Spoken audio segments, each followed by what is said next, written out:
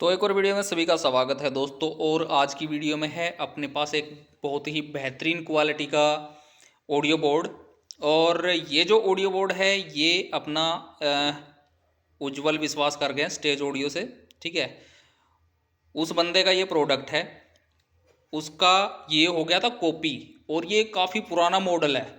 ये लगभग मैं अगर आइडिया दूं तो लगभग 1.5-2 साल पुराना तो ईजिली होगा। 1.5-2 साल पुराना मॉडल है ये। ठीक है, ये हो गया था कॉपी। तो अब कॉपियर तो बैठे हैं भाई मार्केट के अंदर, उनका तो काम है, वो तो करेंगे कॉपी। उनको चाहे कुछ बोल लो, कुछ भी बोल लो आप, वो उनका काम है, वो करेंगे कॉपी। ठीक है, बंदे को क्रेडिट भी नहीं देंगे कि भाई हाँ उसका है, हम बना रहे हैं, ये है वो, कुछ नहीं करना। लेकिन अभी ये अपने पास आ चुके हैं पीसीबी, स्पेशली उन्होंने ही मेरे को भेजी हैं। और मैं सोच रहा हूँ कि इसका जो प्रोडक्शन है वो अभी अपने पास में स्टार्ट हो जाएगा। हालांकि आपको जैसे एज इट इज़ पीसीबी चाहिए भरा हुआ पूरा कंप्लीट। यहाँ पे पावर सप्लाई सेक्शन है, और यहाँ पे ड्राइवर सेक्शन है, यहाँ पे स्पीकर प्रोटेक्शन है, और भी कई सारे सेक्शन हैं इसके अंदर। एक एक करके पूरी डिटेल समझाने वाला हूँ इस सर्किट के बारे में। और ये जो सर्किट है गाइज, ये इतना ज़बरदस्त सर्किट है कि आप इसको चलाओगे तो आप बोलोगे कि हाँ भाई बेहतरीन ही चीज़ कुछ न कुछ बनाई है बंदे ने। ठीक है, तो चलिए मैं एक एक चीज़ करके इसके अंदर जितने भी फीचर्स हैं वो सारे के सारे यहाँ पे बता देता हूँ। तो सबसे पहले तो यहाँ पे जैसे कि मैंने बताया, इसके अंदर जो पावर सप्लाई सेक्शन है वो इनबिल्ट दिया गया है। 4 कैपेसिटर इसके अंदर लगे हुए हैं अपने जुंजल के, जो कि 10,000 माइक्रोफैड के हैं। और पावर सप्लाई के अंदर यहाँ पे रेक्टिफायर देखोगे 25-25 एम्पियर के 2 रेक्टिफायर हैं, जो कि दोनों को मिला के यहाँ पे 50 एम्पियर हो जाता है पावर सप्लाई के अंदर।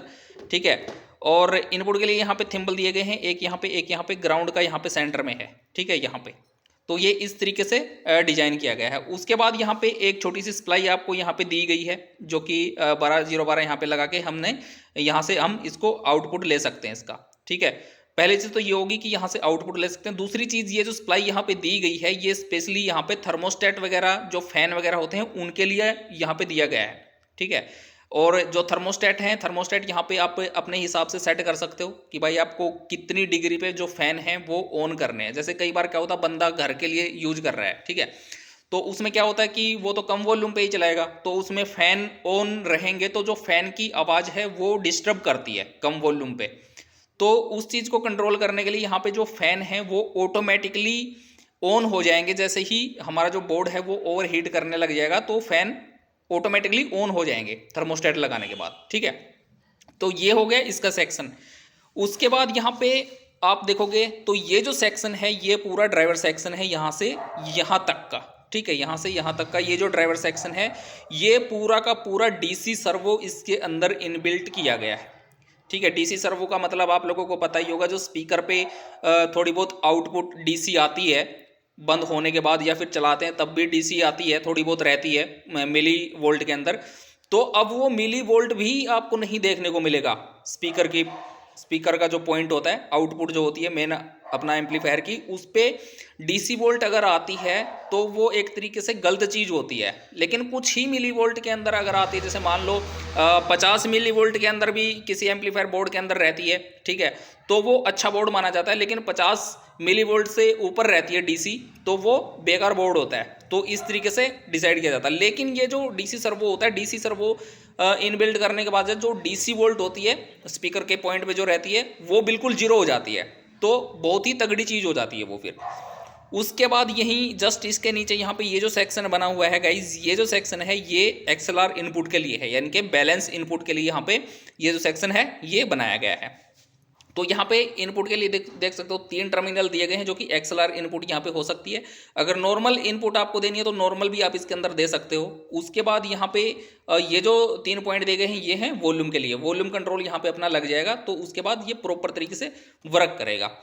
उसके बाद यहाँ पे ये जो सेक्शन है गाइज, ये जो सेक्शन है अपना ये पूरा का पूरा स्पीकर प्रोटेक्शन सेक्शन यहाँ पे दिया गया है। ठीक है, और स्पीकर प्रोटेक्शन के लिए यहाँ पे आप 18018 का जो ट्रांसफॉर्मर है वो आप इसके अंदर यूज कर सकते हो। उसके बाद यहाँ पे ये जो सेक्शन है गाइज, ये पूरा का पूरा सेक्शन है ओसीपी के लिए, यानी कि इसके अंदर ओवरकरंट प्रोटेक्शन भी दिया गया है, जिससे कि आपका जो बोर्ड है वो किसी भी कंडीशन में एक तरीके से ख़राब नहीं हो सकता। अगर आप इसको अच्छे से चलाते हो तो ये एक लॉन्ग लास्टिक एम्पलीफायर बोर्ड बन जाता है। तो ये थी इसकी पूरी डिटेल गाइज। और ये जो एम्पलीफायर बोर्ड है ये गाइज 1200 वोल्ट का रहने वाला है, क्योंकि ये प्रॉपर 2 ओम स्टेबल रहेगा। और इसकी जो मैन्युफैक्चरिंग है वो अभी हम करने वाले हैं। लेकिन अभी फ़िलहाल के लिए अगर आपको ये कंप्लीट पीसीबी अगर चाहिए ऐसे कैसे भरा हुआ, तो ये आपको अभी देखने को मिल जाएगा।